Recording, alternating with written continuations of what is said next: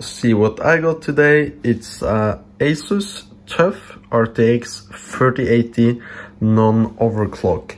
They do exist and they are still getting produced, and it's not like they just leave the back door of the factory to the miners, to the major miner farms. So I ordered this back in September, and I also ordered one a few days later from another smaller retailer, which I received in November/December. First time I received it, I wasn't too excited because I knew I had to sell it. But now I'm kind of excited, and because I'm actually going to use it in my computer. So that's nice. So here we have it, the Asus TUF Gaming RTX 3080 non-overclock, but that doesn't really matter.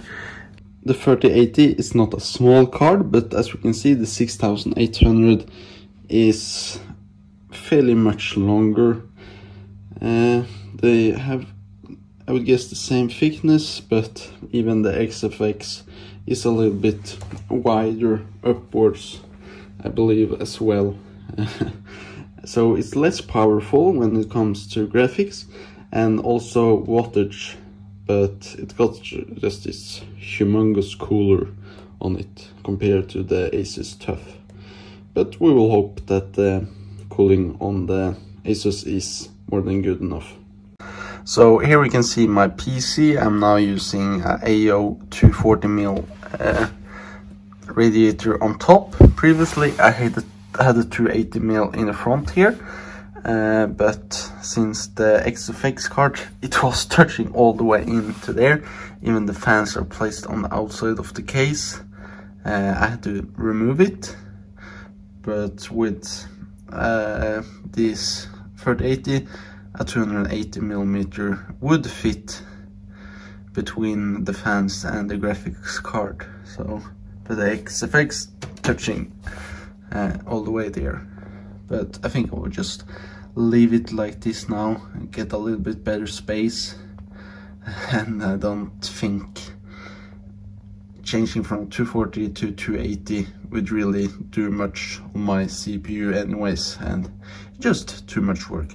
But even though the XFX was longer, it had less GPU sag, even though there isn't much on this one, but it was less, even though it is longer. But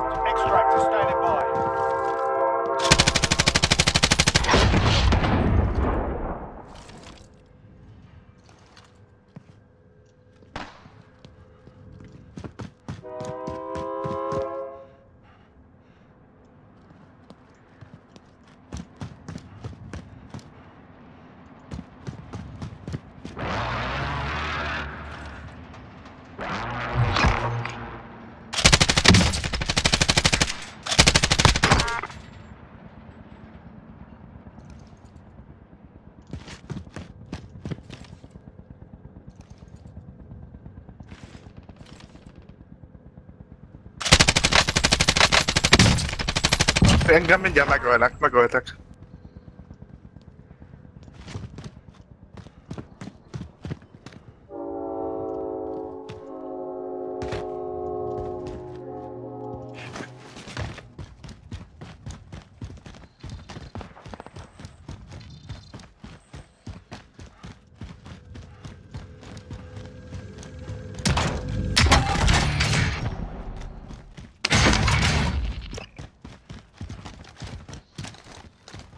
Mark on the grid. Send it.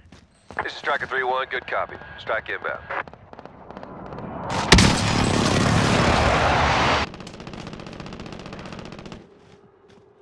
Enemy UAV overhead.